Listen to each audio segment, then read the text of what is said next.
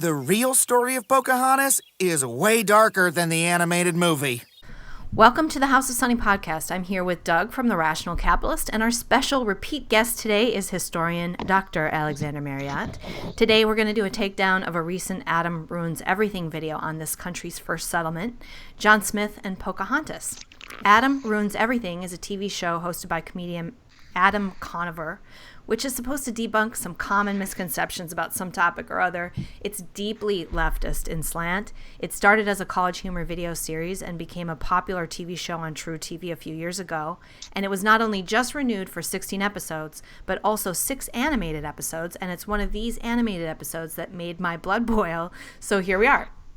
John Smith was, for a time, the leader of Jamestown, and he's someone Americans commonly think of as a hero, and Pocahontas is another American hero who supposedly helped our settlers survive, but Adam thinks that actually didn't happen. Because, oh no, we can't think good things about our country and its colonization or founding, so here comes Adam to ruin it. But what really bothered me was I was watching this video, and I could not believe how just totally fake it was.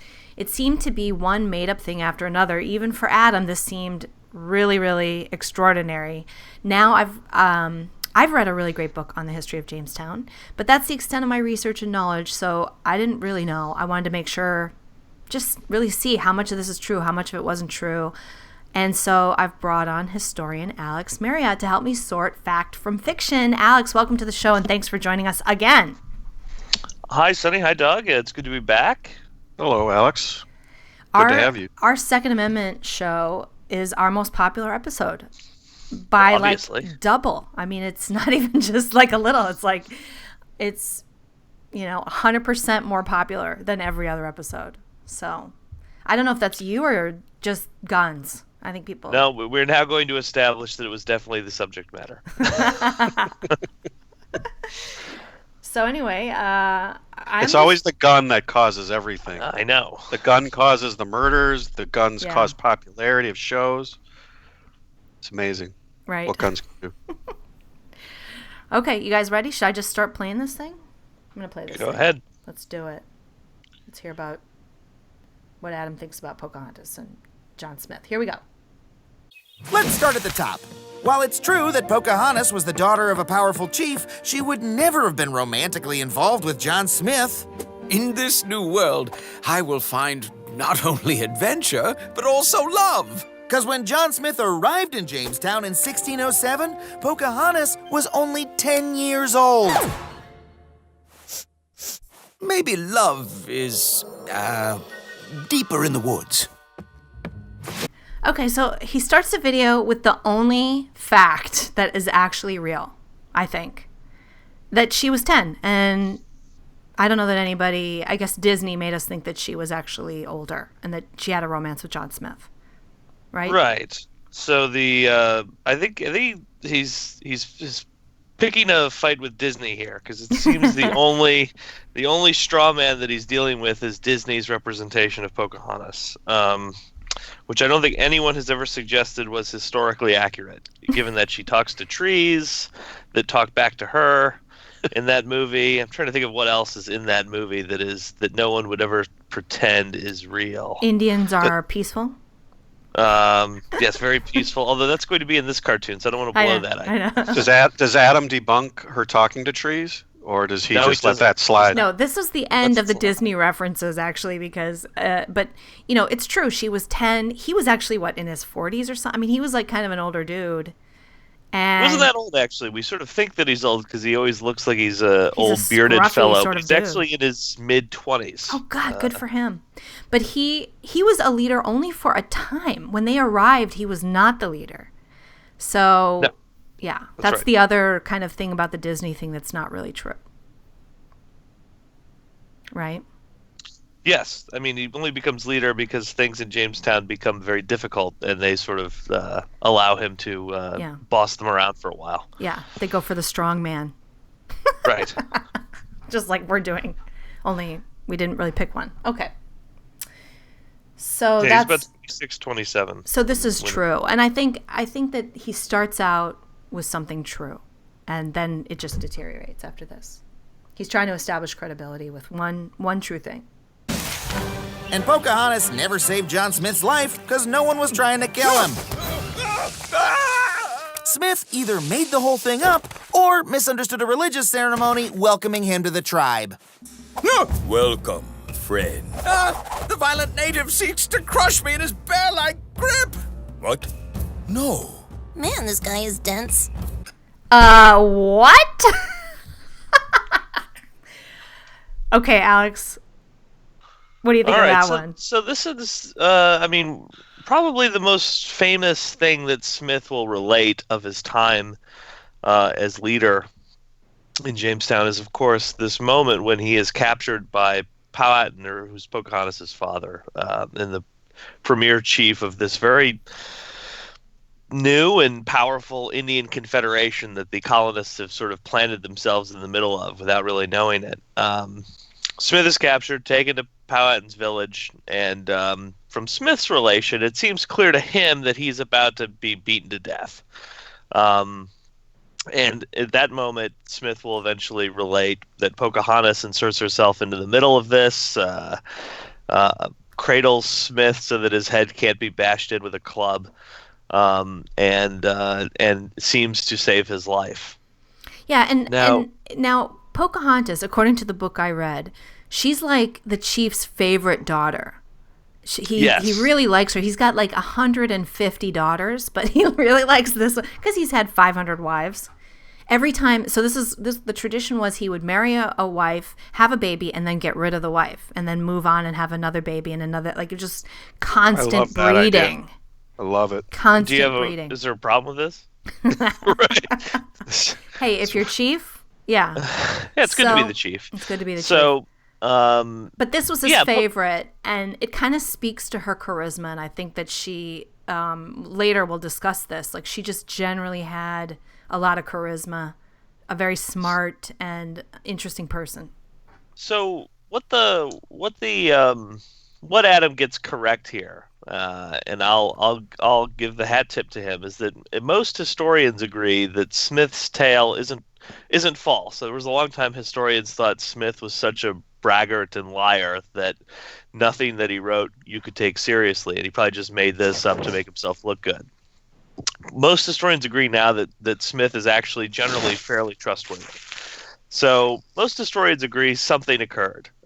What they don't agree about in terms of Smith's interpretation of what had happened was that he was in any real fear or legitimate danger. That what he was witnessing was actually an attempt by Powhatan to sort of bring the English into his confederacy, which the video suggests is sort of like a very innocent familial adoption. And it seems clear that Powhatan viewed the English as weak and pathetic, because they looked very weak and pathetic at this period. They were always starving and dying.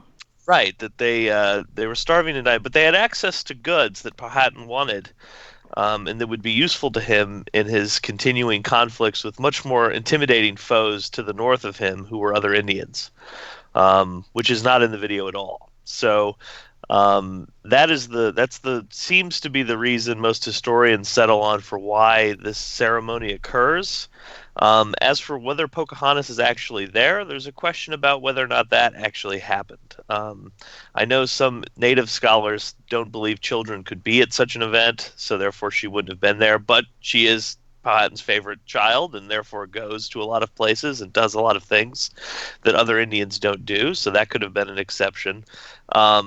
If she does play this role of diving into the middle of the ceremony, that was probably a scripted ceremonial thing to sort of a way of letting John Smith know that his power relationship to Powhatan is one of inferiority, that Powhatan could kill him, but is instead saving his life, and therefore John Smith owes him big time. I get it. He's pardoning him like a... Right, exactly. Yeah. That sort of situation. Sure, and I can believe Smith, that.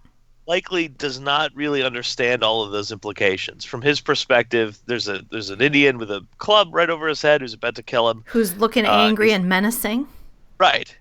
He's not killed. Powhatan then says, you get to become my son, and I'm sort of like dad, and you need to affirm that to get out of here. Smith does so, and then makes it back and gets some food out of the deal. So it's kind of like a ritual emasculation.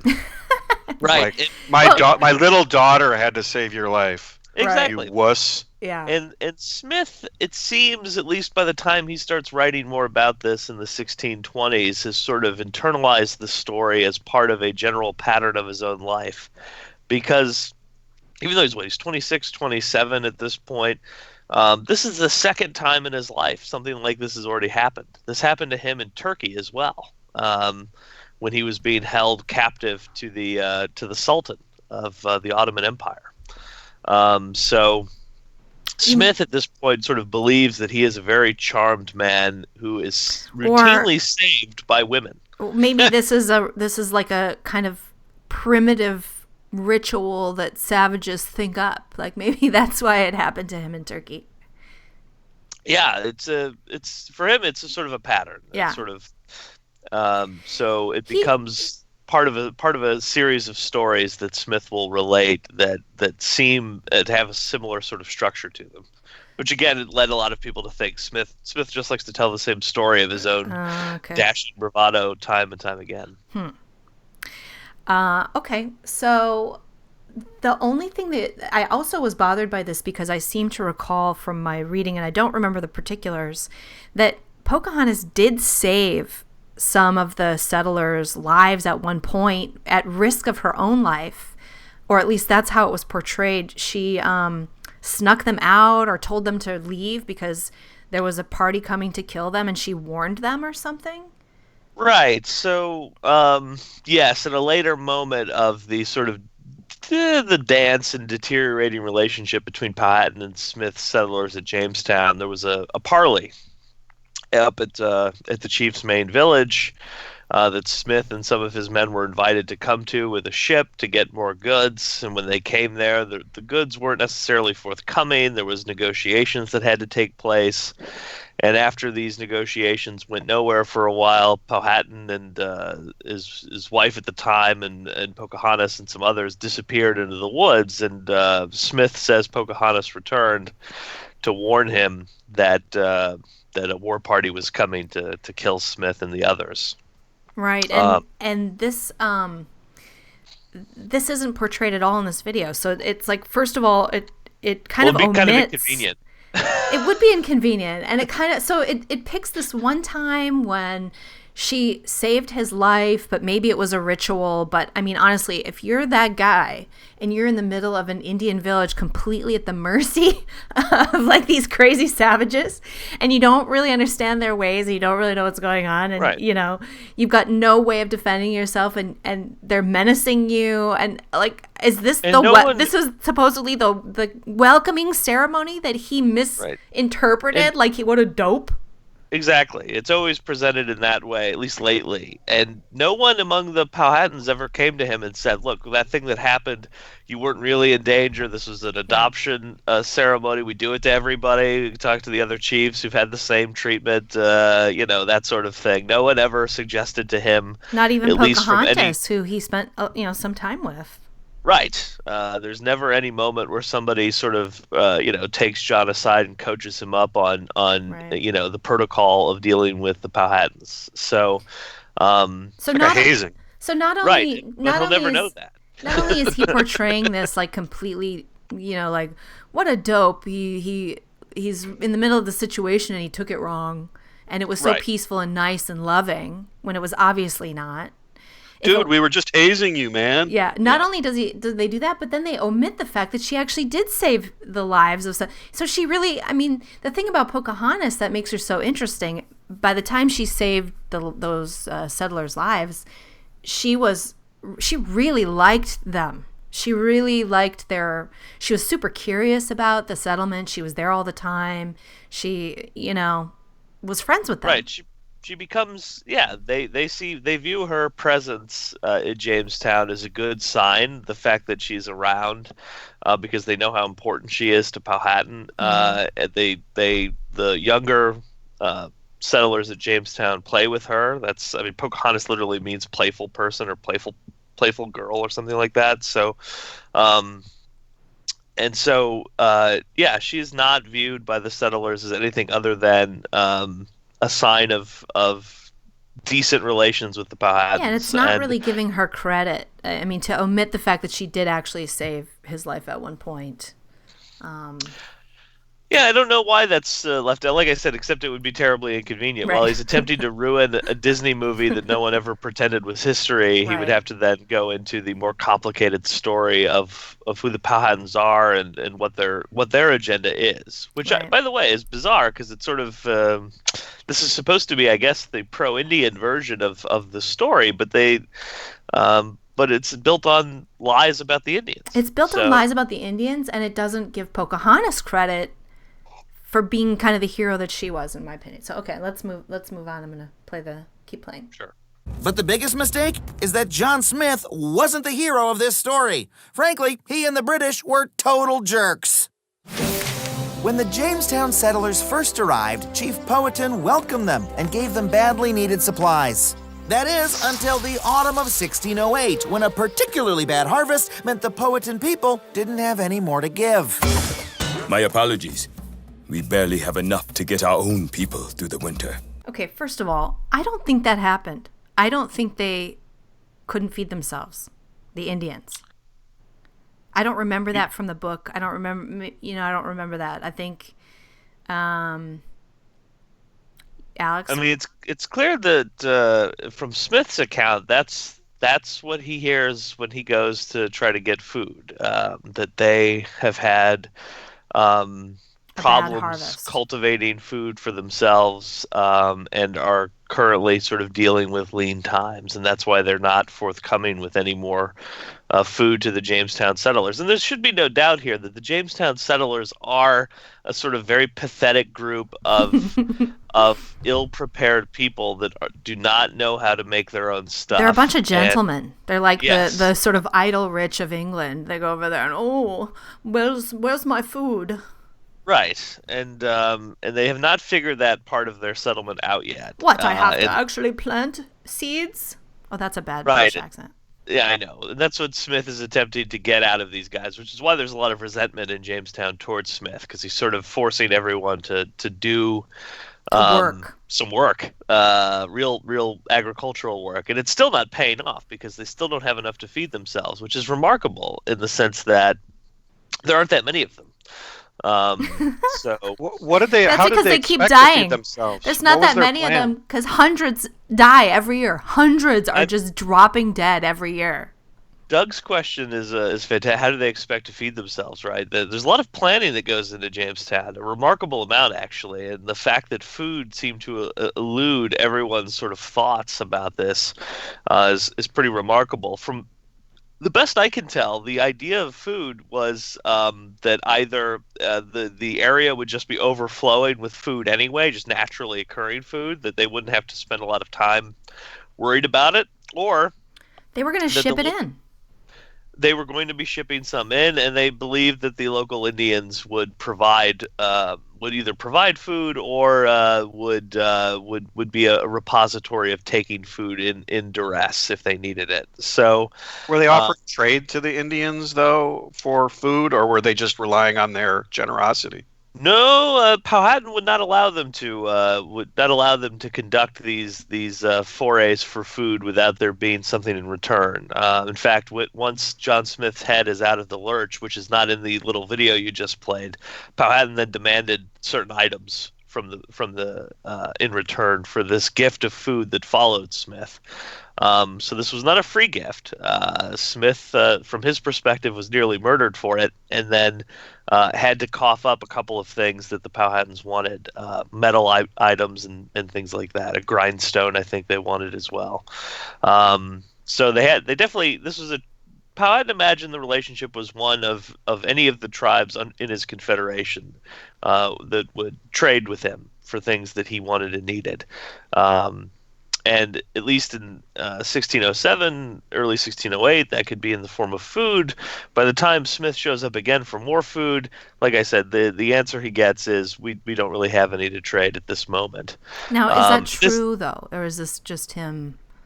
There's no way to know. We don't. I mean, here's one thing about this, and this is one thing we can talk about later, is what do we base all this on, right? How do we know the things about writings of the settlers?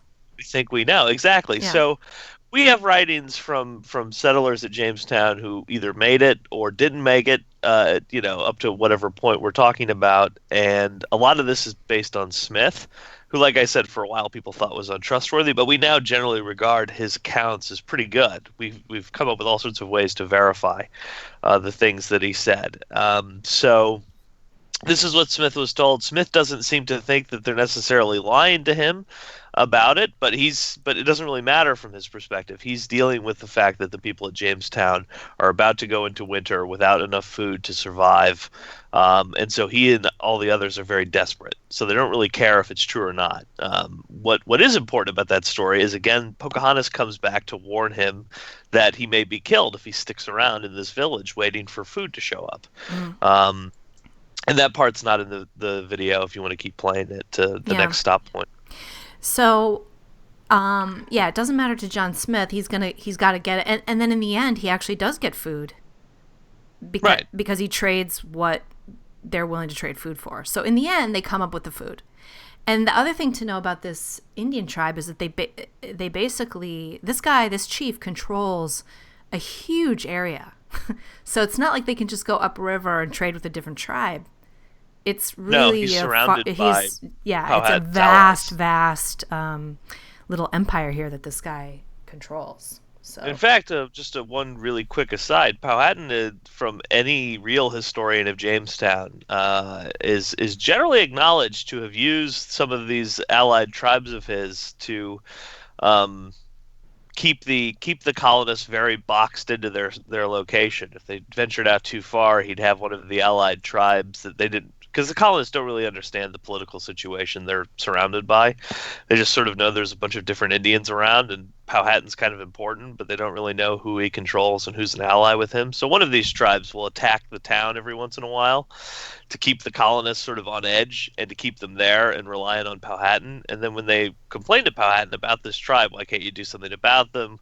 Powhatan sort of disclaims that he has any control over them, that they are not really part of his alliance. It seems clear that that they're acting on orders to sort of keep an eye on the Jamestown colonists and sort of keep them paranoid, keep them on edge, keep them confined to the alluvial sort of swamp they've chosen to build their fort on, which of course doesn't make life all that pleasant for them. Right. Okay. I'm gonna keep playing. But the British reaction to this was, pretty violent. Merry Christmas. I can't believe I tried to hug you. The British threatened and harassed them so much that Chief Powhatan ended up moving the entire village further from Jamestown, just so they'd be left alone. These guys are the worst. Let's get out of here! Even if I was an adult, I wouldn't marry that jerk. So what he's saying is that now John Smith attacked Powhatan and that they scurried away and left. Well, as soon as Pocahontas runs and tells, again, this is why leaving this part of the story out makes hard to make sense of what the hell's happening. When Pocahontas tells Smith that might be about to be killed, of course, when they leave, they then go and take food from some of the surrounding villages on their way out because they're in desperate need of food. That's why they came there to trade in the first place. There's no moment where Smith says Merry Christmas with a gun to Powhatan's head, just coincidentally. And Powhatan, certainly after this altercation, does move his main village further away from Jamestown. I mean, the question that is then begged here is that if Powhatan, who has, I guess probably 5,000 to 6,000 warriors that could be mustered at any moment under his control, is so annoyed and fearful of the English, and now has a taste of their potential danger, why doesn't he just wipe them out? I mean, they're a small little fort. They don't have nearly enough food or supplies to last them. They can't go on campaign to capture Powhatan or take over his confederation. At any moment, they could have killed him instantly. So why not? Because the way the cartoon has now portrayed it, we're at a bad moment between these two.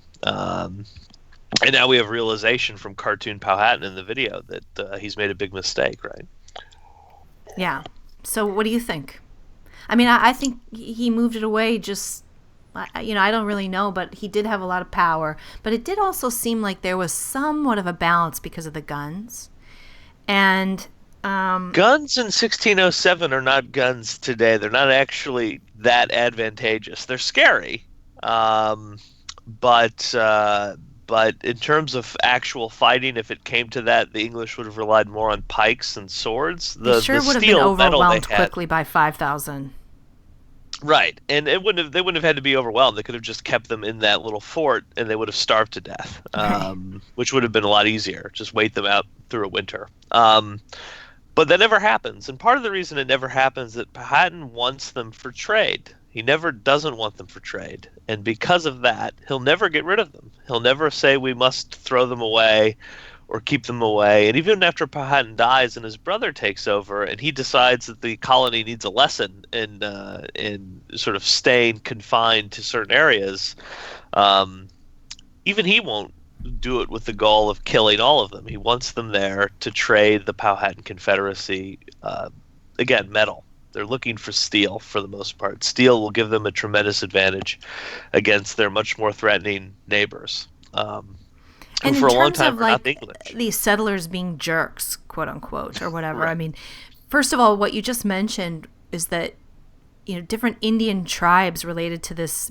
larger territory have been attacking the settlers all along. Trade is always kind of scary and a delicate thing, and everybody's always on edge. Nobody, they're just killing each other all the time. So I don't know. I mean, are they jerks? It's just kind of the way of things. I don't know. I mean, this is. If we were going to deal with it as serious, I mean, this is an infantile. Yeah, right. Insult thrown at people. Characterization. Oh, they're a bunch of jerks. It's grow up. We're talking about a very complicated moment in the early 17th century where Right. a bunch of grown men are dealing with each other. And they're they don't understand starving each other. and, Yeah. They barely speak each other's languages. Chief, these guys are jerks. Let's move. Yeah. Really? But apparently that's the real story. Let's hear some more. Okay, here's some more. Pocahontas ended up marrying the warrior Kocoum, who she actually liked quite a bit. You know what I like most about you? You didn't violently threaten my people. Meanwhile, back in Jamestown... Hang on. So, did she really What? like this guy, or was she made to marry this guy? Because her dad said, this is the guy you're marrying. Okay, so this gets us to some nuts and bolts, right? How does Adam know anything that he's saying? What's he basing it on? He doesn't give us his footnotes. So I had to do a little digging to figure out what exactly is his source material. Is there a historian he's basing this on? Is he choosing a primary source to base this on? That sort of thing. And once I did a little digging, it came up fairly quickly. In 2007, the oral history of the descendants of the Powhatans was published by a non-academic press that contains what purports to be the handed-down oral tradition of Powhatan's Confederacy, and more importantly, Powhatan and Pocahontas as historical characters, as related for the last, 4 centuries by the Powhatan tribe as an oral tradition. So that contains, all of the additional information that is not included in any of the colonial documents. For instance, the notion that Pocahontas is married to an Indian whom she actually, quote unquote, likes, as Adam tells us in this cartoon. That's part of the oral tradition of what remains of the Powhatan tribe that's still around in 2007 that published this book. Historians are, I don't want to say contemptuous, but hesitant to use on the same level oral history that was not written down or published for the first time until the 21st century as a way to figure out what was going on in the early 17th century. And the reason is not because it's necessarily just a game of 400-year telephone, although that's problematic, but that we have no way of verifying how this changed or evolved over the preceding 400 years, because it wasn't written down until, as far as I can tell, 2007.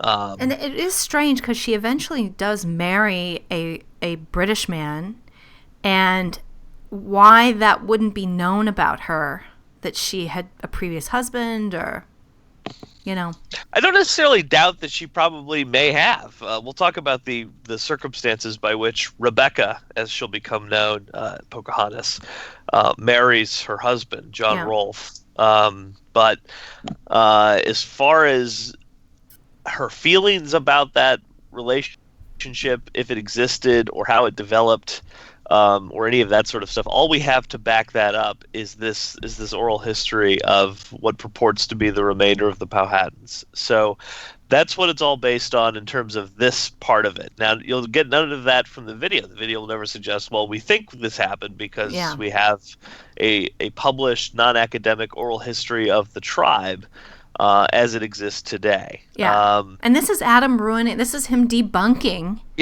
common knowledge with some new oral history written down for the first time in 400 years. Okay. Well, what about that little quip, too? Didn't he say she liked him partly because he wasn't violently threatening her people? Right. Yes. Like, what's the basis of that? And I thought we that's just fake concluded because that wasn't true. It's fake because she actually really did like the English. That seems pretty obvious. Well, not only that, but were the settlers really threatening these guys? I mean, it seemed to be the other way around. There's no sense in which the settlers in Jamestown, at least up to the mid-16 teens, could have threatened the existence of Powhatan or his people. Okay. I mean, they could have blustered about it as a bluff, I guess. Killed a few if they thought that would work.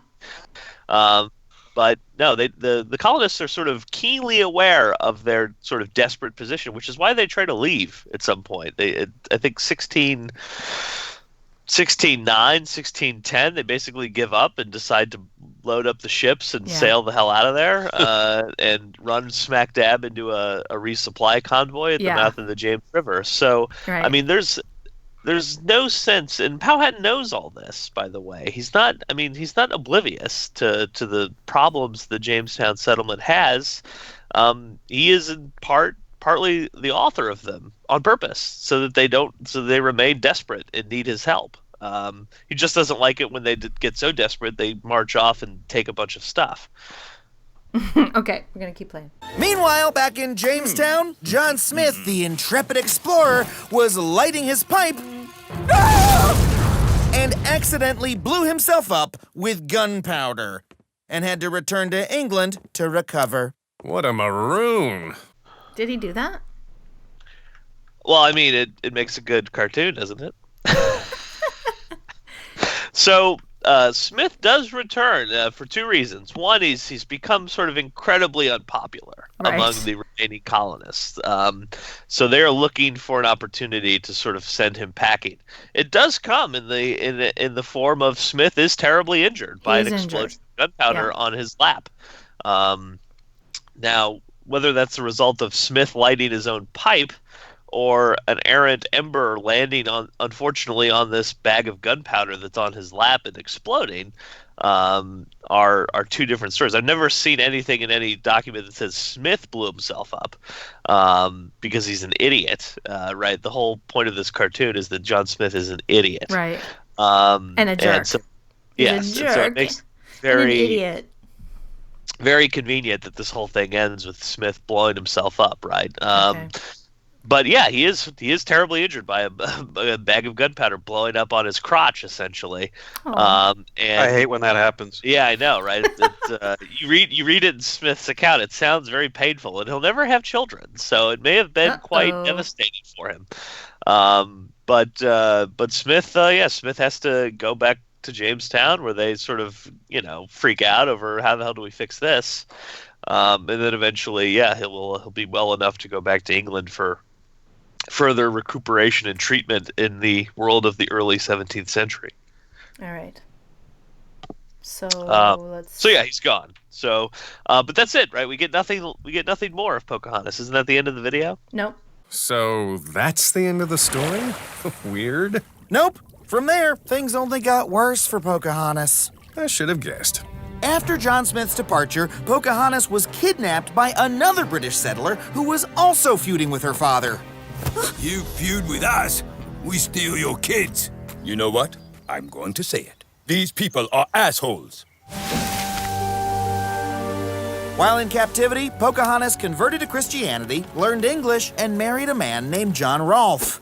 From the second I saw you, ripped from your family and cultural context, I knew you were the one. I vow to love you always. And I vow to make the best of the worst possible situation. That's the British spirit. All right. So she's kidnapped, which happened. Right. Although the Indians involved in the kidnapping are left out of the story there. Oh, there were some Indians involved in that kidnapping? Yeah. Yeah. In fact, friends of Pocahontas' father helped arrange that, both by getting her to the ship where it happened and tricking her onto it. So, Why would they do that? Trade. There was trade opportunities. The only worry was that that Powhatan might decide to punish them, and the English, the person involved here, Argyle, I think was his name, just up the ante in terms of what would come their way, which was, I think, some pots, and some other things. Pots and other things. So, and then while in captivity, she does learn English. I mean, I think she probably had already learned some English because she was super interested in the English. She was around them a lot. She was often a translator. Right. And the other thing that's left out here is that the purpose for capturing Pocahontas, Powhatan had several, in fact, I think 7, 8 of the English settlers that he was holding hostage. So that's part of the context here for why they thought capturing Pocahontas as a negotiating tactic would help get those people out, because he'd be willing to give up 7 or 8 captives for his prized daughter, who, from all accounts that I've been able to find written contemporaneously, was treated well. She had visitation from relatives that Powhatan sent to see that she was okay, and while in the home of a minister who was obviously offering protection, but also trying to teach her Christianity, is where she not only made her conversion and changed her name to Rebecca, but also met Rolfe, and they got married. Now, again, the oral history, from what I've been able to tell, that was published in 2007, provides all of these sort of very dark details about what she actually thought, what actually happened to her. Allegations of rape are contained within that, although the cartoon, I don't think, plays up on that. But all of that stuff about her not being all that willing to engage in this activity, or being sort of forced into marriage with Rolfe or whatever, I think come from the oral history itself. It should be noted that, by the way, capturing people and taking them into one's tribe is a classic Indian cultural norm. So Right. the idea that Pocahontas would have known what was happening in that context, that she would have been more willing to adopt the culture of the people she was with, was actually something that would have been instilled in her by seeing her own father and her tribe do it multiple times with a bunch of captive Indians. That's an interesting point. But also the version that I read, which is maybe the version written by settlers or whatever, is that they fell in love, that by all accounts the guy was pretty handsome and young, and she was apparently very beautiful and charismatic and really interested in the English, and then that the marriage had to be approved by Powhatan. Right. And that he thought of it as a good thing. Well, he certainly seems to suggest that he gives it as his blessing. He sends, I think, her uncle to the wedding to represent him in the tribe. And they chat with Pocahontas. I mean, she's not kept from them when these people arrive.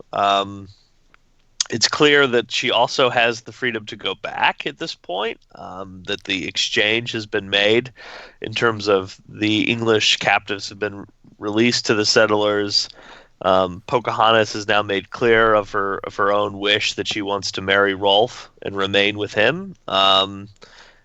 It's not that she's being held against her will at that point. The story's complicated, it's complex, and it obviously involves feelings that we can't really get a hold of because Pocahontas doesn't leave us documentation. Rolfe, her husband, is a committed Christian and settler, and he, of course, sees the marriage as a peaceful way for the two people to coexist, and a way for this to be a successful example of Europeans interacting with Indians. And he wanted to have Pocahontas sex with her. Come on now. Well, obviously, she's a hot dish at 18 years Thank old, you. and by he's all ready accounts, for some... gorgeous and charismatic. Okay. Well, I've seen the Disney movies, so she is hot. Well, I mean, she went. So we're going to get into this, but she goes to England, and she's like the toast of the town. She's like the craze of the upper class. They want her at all the parties, and all the accounts are how beautiful she was, and her, so she was a hot dish, as you said. And Disney did make a movie about that. It's called Pocahontas 2. All right.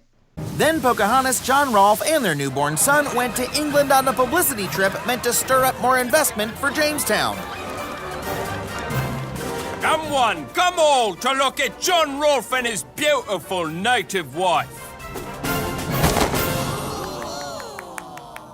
Wait. They used a kidnapped woman as a marketing tool? That's terrible! Yes, it was. Like, that's a bad thing. Marketing. Oh, no. They went on a trip to England. How horrible. Which it did end up being horrible for her because she ended up getting like a virus and dying. But the idea of that is not so bad. Like, go and get investment. And I mean, what's the big deal? It's a fun trip. Well, of course, the whole point of this video is that colonization's a fundamentally evil act. Right. So advertising to do more of it would be a problem, right? Would be worse, yes, of course. And unfortunately, after this visit to London, Pocahontas died of disease at the age of 21. She'd never see her home or her people again. How in the world did we get a sweet love story from such a sad tale? Well, for that, you can thank that old exploding sleazebag, John Smith. Because in 1612, he wrote a best-selling account of his adventures that falsely depicted Pocahontas as grown-up, beautiful, and into him. And after Pocahontas saved my life, her beautiful adult body embraced me. You're such a hero. You'd never blow yourself up with gunpowder, she exclaimed. Okay, before we get into that, though. So she goes to England. She's there for a while before she gets sick. She's the toast of the town. She's invited to all the best parties. She's literally the it girl while she's there. In fact, she goes to parties without her husband all the time. Well, I mean, John Rolfe is sounds kind of boring from everything. He sounds like a dud. Yeah. But she goes to all these parties. They have this child, and it sounds like she's having fun. I don't know. I've never seen anything that suggests that the trip on her end was anything other than a very interesting time, right? Yeah. That she was able to see the society from which Smith and all the rest of these fellows came. It's very sad that she died and died so young because she obviously was kind of a very interesting person. But the oral history, by the way, suggests that she was poisoned. Of course. From one of the characters who was involved in her kidnapping several years before. Just because? At least is the implication. It's hard to say. I've not read the oral history, so I was looking at how the National Park Service wrote it up. Because once I figured out that was what Adam here was using, I wanted to know more about it. So, the implication is he didn't want her blabbing some sort of unfavorable story in England about how he had kidnapped her or things that may have happened to her during the initial kidnapping. So that was the imputed motive, but that doesn't make any sense for any number of reasons, given that she could have told any number of people by then. Right. So it had been years at this point. Now she's married and has a baby, and anyway. Okay, so now we're at the point where I guess John Smith is writing his memoirs. This dude also claimed in another book that Pocahontas and 30 other women in her tribe attacked him with a dance and demanded sexual favors. And then things started to get really hot. Oh, yeah. Everybody wanted a piece of John Smith. Oh, what a creep. Is that true? I've just never heard this. It's been a while since I've actually read that section of Smith's book. I don't remember him ever suggesting that happened in any overt or that way. Pocahontas was into him. She was 10, you know? I mean, don't think the way this in happened. which Is this it's more of the presented- oral history? No, this is Smith. And again, this goes back to the idea that Smith, when he's writing his own memoirs and his own tales, sort of, this is a recurring theme about Smith being a very charmed or charming individual, that women, no matter what age they are, will come to save him. So in this case, you know, maybe he says Pocahontas is pretty, but then she, you know, the charismatic and pretty daughter of the chief saves him. It must be something. You've got to remember, by the time we get to 1609, Pocahontas is mature by the standards of that day. She was mature enough to marry an Indian, which, by the way, apparently the cartoon had no problem with earlier. And she's mature enough to be viewed as a woman who can have babies, which is, for most people in the early 17th century, sufficient in order to view what we would call an adolescent girl or a girl in puberty as a woman that one could marry and one could have children with. So if Smith is sexually objectifying Pocahontas in his memoirs, one, like I said, it kind of fits into his own sort of proclivity to sort of see himself as a dashing character who's often saved because he's a dashing character and people recognize it. Two, till he lost his penis in an explosion. Right. And that could be, by the way, part of his way of compensating for that. Well, I do have to say, as a woman, like, just Right. reading the history of Jamestown and all of these dolts who were like running the place and everybody's dying and everybody's starving, and then suddenly this guy takes over and he's just like, all right, you guys, work. And he's really kind of heroic, and he really did save the settlement over and over and over. Everybody would have died if it wasn't for him taking over. And I think of him as, you know, the kind of man that a woman would be attracted to. The kind of man who is efficacious in the world, who gets stuff done, who's a doer, who you know what I mean, who can lead men. He was that kind of guy. Right. So, yeah, I would say women probably were into him. As far as I can tell, Smith doesn't seem to have any issue attracting the ladies to his side and to his cause. It seems to happen repeatedly. Well, so if he maybe he's then accurately representing his own, you know, ability to attract women. He never suggests, however, that he and Pocahontas have anything happening. And you know, the last time he sees Pocahontas, he sees her in England, actually. They do run into each other, where she is a grown woman. She has had a child. She does appear in Elizabethan garb when she's in England. She does not wear clothing from Virginia. So, I mean, his ability to recall her in that scenario, eventually he may have been able to sort of advance her along a couple of years in terms of how he remembered her interacting with him. But again, the point is, you're talking about a different time period with different standards, and the Indians had different standards too, which allowed her to be married at an age where we would say, my God, that's horrible. Like too young? You know, yeah. Oh, I mean, right at puberty. Puberty was for a long time the sign that you were ready to get married. Sure. So, you know, if that hit when you were 12 or 13, then you were eligible marriage material. Well, life was kind of short back then too, though. And I suppose people were a little more mature because you kind of had to, you know, you were already sort of in survival mode, taking care of yourself and pretty independent.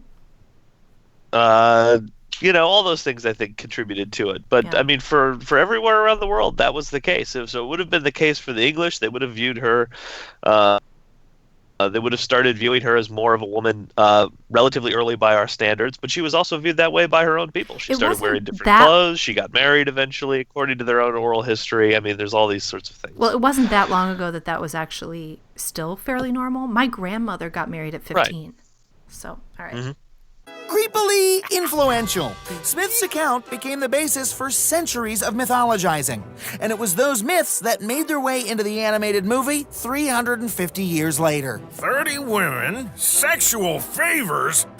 I smell a G-rated children's film! Okay, interesting. So he says, well, this was what everybody thought for the last 400 years, but then he doesn't mention at all where he's getting his debunking information. Doesn't say the oral history from the... Interesting, because why wouldn't he say that? If he obviously thinks this is a legitimate source, he should say, but then this oral history came up. So he knows that there's a problem with saying, well, we have this 400-year-old game of telephone, and now we're gonna take the history from that. Yeah, it's odd. It would have seemed like it would have lended credibility to the people who were watching the cartoon, who would have thought, without diving into it, oh, that, good, we have the other side of the story. And I again, would think so. If you're a leftist, you'd believe Indian oral history over a John Smith journal anytime, right? Right. And without going into any of the details, I mean, this was the view of Smith 70 years ago. 70, 80 years ago, historians viewed Smith in this exact same way, a sort of overly dramatic, bragging liar character who you could not believe anything you wrote or he wrote or you read in his journals or his books. Since then, historians have really done a lot of sleuthing to figure out if that's true. And like I said, the end result of all of it, you can go read it if you want, is the general supposition, and I was just reading a New Yorker article by Jill Lepore from 2007 that went through all this again, that Smith is actually fairly reliable, that most of what he wrote you can actually verify through other sources. You can replicate things that he describes that seem improbable, with the technology that was had at the time, and that is backed up. For all of the sort of old way of talking about Smith, that hey, this is a man who is his best PR agent and whatnot. Actually, a lot of it checks out, and historians are fairly comfortable using Smith now as an actually good historical source, and not just that, a good ethnographer. He's sort of credited with being one of these sort of great early ethnographers who gives us lots of actually decent information about what the Powhatans were actually like and what they did and what they thought and what they said and how they acted. So it's really odd that we have this video with it sort of setting the record straight, but also just skipping over dozens and dozens of recent monographs and articles that really delve into this deeply and sort of give us the very nuanced, interesting picture that is early Jamestown, and instead give us another cartoon, which is humorous because it's a cartoon that they're going after. So now before we started recording, you were saying Elizabeth Warren gave a speech and used some of this oral history facts, and just in our last few minutes here, tell me what that is all about. Right. So mid-February, Elizabeth Warren was out to take care of Elizabeth Warren's Indian situation, right? And I think we all know what that is. Her Indian situation. And, she was invited to speak before the National Congress of American Indians. And to explain herself. To explain herself and to deal with the fact that President Trump has made a lot of hay out of calling her Pocahontas. So funny. And so, yeah, she goes into this same basic I prefer story. Mark Stein's nickname for her, Pocahontas. Right, which I think is more to the point, and also uses the same sort of touchstone, I think. And again, we get there, this idea that she's going to shock us all by telling us that Smith is much older than her, and therefore they couldn't have had a romance, or if they did, it was this horrific, creepy old man romance on a child, and then just the rest of the story presented again in terms of trying to intuit what her thoughts were, how these things actually occurred.